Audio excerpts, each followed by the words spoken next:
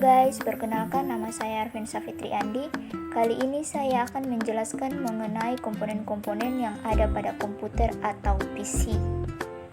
Yang pertama ada komponen input yang berfungsi sebagai input atau masukan instruksi ke dalam unit CPU.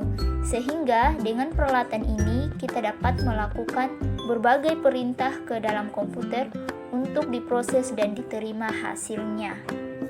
Contoh komponen input yang pertama adalah keyword. Keyword berfungsi sebagai alat untuk menginputkan atau memasukkan data yang berupa huruf, angka atau simbol dan kemudian disampaikan ke CPU. Yang kedua adalah mouse. Mouse berfungsi untuk menggerakkan kursor atau pointer untuk melakukan scroll up or down, melakukan klik kiri dan klik kanan, atau membuka atau menutup aplikasi program. Yang ketiga terdapat touchpad. Touchpad berfungsi sebagai alat untuk mengontrol pointer atau menggerakkan kursor. Yang keempat terdapat joystick.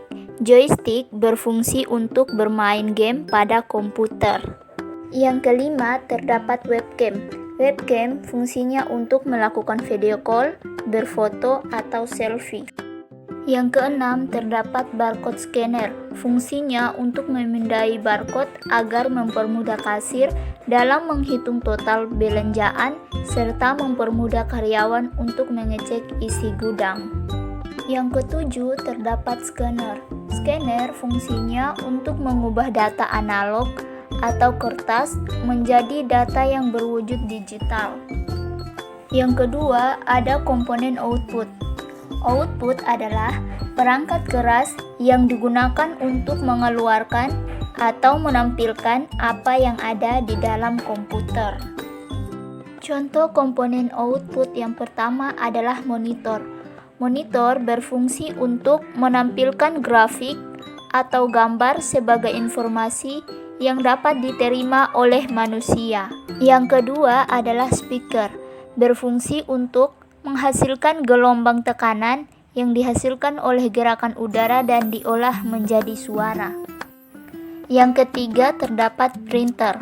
Printer berfungsi untuk menampilkan cetakan dokumen, menggandakan dokumen, memindai dokumen dan juga berfungsi untuk mengirim data. Dan yang keempat terdapat plotter. Fungsinya untuk mencetak grafik vektor, mencetak gambar yang berukuran cukup besar, atau gambar mesin dan konstruksi bangunan. Yang ketiga terdapat komponen pemrosesan yang termasuk dalam bagian-bagian komponen pemrosesan. Yang pertama ada motherboard, yang kedua CPU atau prosesor, yang ketiga VGA card, dan yang keempat sound card, dan yang kelima power supply. Yang keempat terdapat komponen unit utama atau CPU yang termasuk dalam bagian-bagiannya. Yang pertama itu casing. Casing merupakan wadah atau tempat semua perangkat yang terkait CPU ditempatkan dan dirangkai sehingga perangkat CPU aman, ringkas dan praktis. Yang kedua, motherboard. Motherboard adalah pusat penghubung dari semua perangkat keras komputer yang ada. Bagian-bagian motherboard. Yang pertama, soket prosesor, yaitu tempat terpasangnya prosesor atau CPU atau Central Processing Unit yang sering disebut bagian dari otak komputer.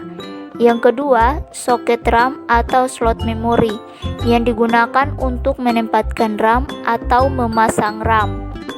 Yang ketiga, nodes bright merupakan sebutan bagi komponen utama yang mengatur lalu lintas data antara prosesor dengan sistem memori dan saluran utama motherboard. Yang keempat, south bright, sebutan bagi komponen pembantu nodes bright. Yang kelima, slot AGP untuk menempatkan kartu grafik atau VGA card yang berjenis AGP. Yang keenam, slot PCI atau slot ekspansi, di mana berbagai kartu plug-in dapat dipasang beberapa kartu ekspansi seperti modem, kartu jaringan, dan lain-lain. Yang ketujuh, BIOS Memori permanen, tempat tersimpannya data, penanggalan, serta pengaturan dari komponen komputer. Yang kedelapan, CMOS merupakan baterai untuk mempertahankan memori dari chip CMOS yang berisi hal-hal seperti tanggal, waktu, jenis perangkat keras, dan pengaturan lainnya khusus untuk komputer. Yang kesembilan, port SATA merupakan antarmuka untuk media penyimpanan generasi terbaru, digunakan untuk menghubungkan hard disk dengan sistem komputer. Yang ke-10, port ID merupakan antarmuka media penyimpanan sebelum generasi SATA. Yang ke-11, port floppy disk untuk menghubungkan media removable atau media penyimpanan yang bisa dicopot, yaitu disket atau floppy disk. Yang ke-12, port power atau ATX power untuk menghubungkan konektor power dari power supply dengan motherboard. Konektor ini biasanya memiliki 20 pin atau 24 pin. Yang ke-13, back panel merupakan kumpulan port yang biasanya diletakkan di belakang casing atau wadah komputer PC. Bagian-bagian dari back panel yang pertama urutan 16. Port PC atau 2 mouse untuk menghubungkan mouse dengan komputer atau PC. Ke-17, 2 keyword untuk memasang keyword. 18, port paralel untuk memasang peripheral kecepatan rendah dengan lebar data 8 bit. Biasanya digunakan untuk memasang printer sebelum generasi USB. Port serial untuk memasang peripheral kecepatan rendah dengan mode transfer data serial, namun sekarang jarang digunakan.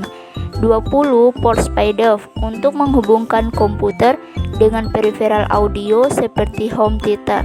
21, port firewire untuk menghubungkan peralatan eksternal kecepatan tinggi seperti audio capture atau streaming video.